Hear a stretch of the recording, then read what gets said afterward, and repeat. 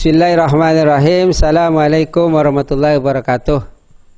Anak-anakku yang berbahagia, pada pembelajaran kali ini, yaitu untuk anak-anak kelas 9, siswa-siswi Madrasah Tsanawiyah Negeri Kota Tegal, kita akan belajar berpidato yang persuasif. Pada pembelajaran kali ini, kompetensi dasarnya adalah mengidentifikasi gagasan, pikiran, pandangan, arahan atau pesan dalam pidato persuasif tentang permasalahan aktual yang didengar dan dibaca. Kemudian menyimpulkan, menelaah, dan yang terakhir menuangkan gagasan.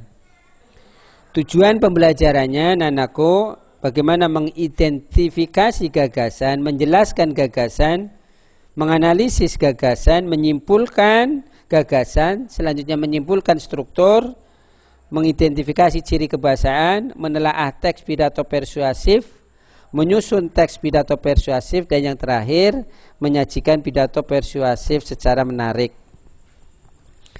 Anak-anakku yang berbahagia, pidato persuasif itu merupakan bagian dari teks eksposisi. Eksposisi dapat mengubah sikap orang atau mengubah pandangan orang tentang suatu hal.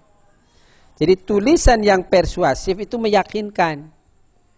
Ini dapat kita temui pada misalnya surat kabar, pidato politik, media cetak, dan lain-lain.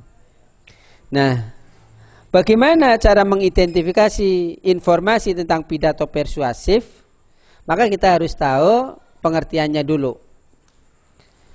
Pidato persuasif adalah jenis pidato yang bertujuan untuk menarik perhatian para pendengar, mempengaruhi serta sifatnya mengajak atau membujuk para pendengar supaya mereka menjadi yakin dan mau mengambil tindakan, bahkan melakukan sesuai dengan tujuan pidato tersebut.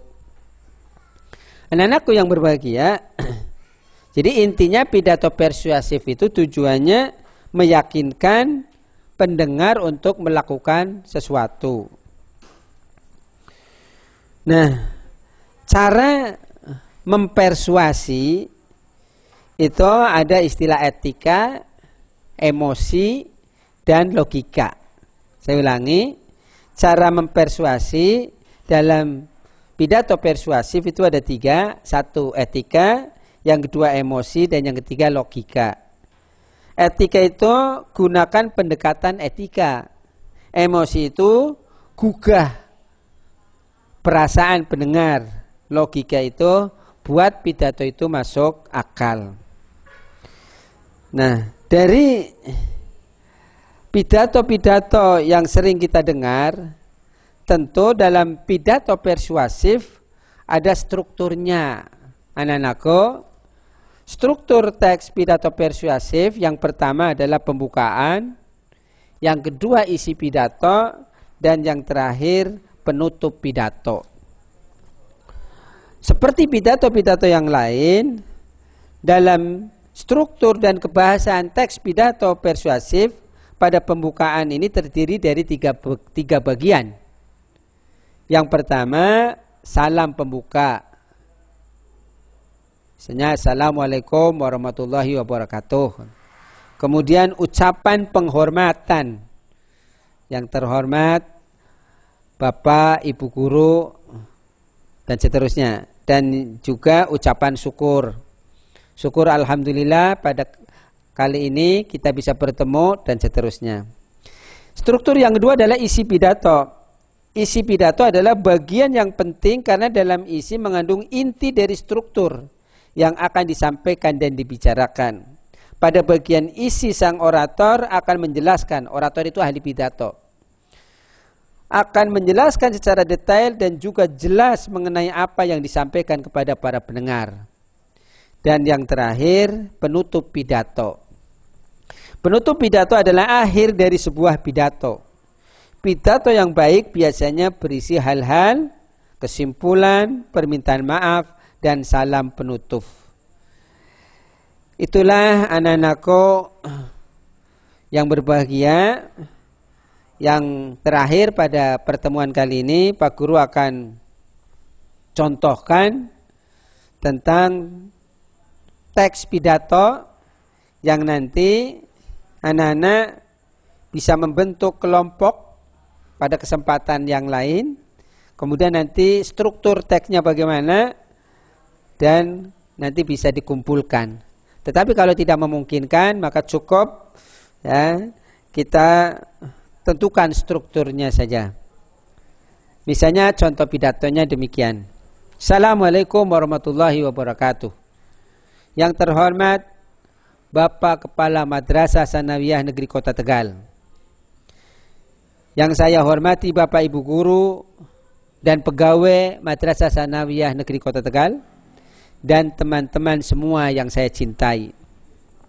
Pertama, marilah kita panjatkan puji syukur kepada Allah Subhanahu wa taala karena berkat limpahan rahmat dan karunia-Nya kita dapat berkumpul pada siang hari ini dalam rangka memperingati Hari Lingkungan.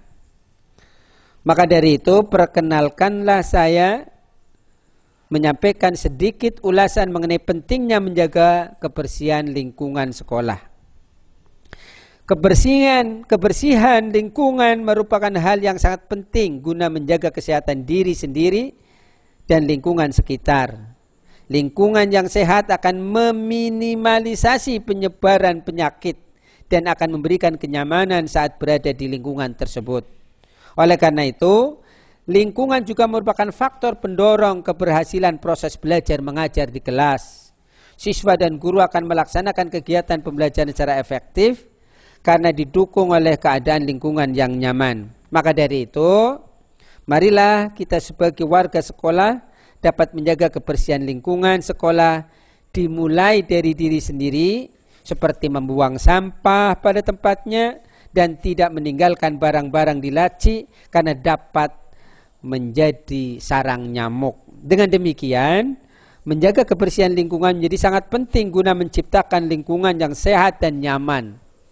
Saya rasa cukup sekian pidato yang dapat saya sampaikan. Semoga kita semua dapat menjadi partisipan aktif dalam menjaga kebersihan lingkungan. Terima kasih atas perhatian yang hadirin berikan.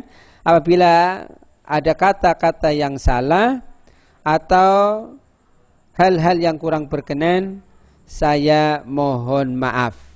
Assalamualaikum warahmatullahi wabarakatuh. Demikianlah contoh pidato persuasif yang selanjutnya anak-anak nanti bisa tentukan strukturnya. Ingat, antusias, belajar, cita-cita, dan doa. Kita berdoa mudah-mudahan pembelajaran ini bisa bermanfaat dan tetap semangat. Assalamualaikum warahmatullahi wabarakatuh.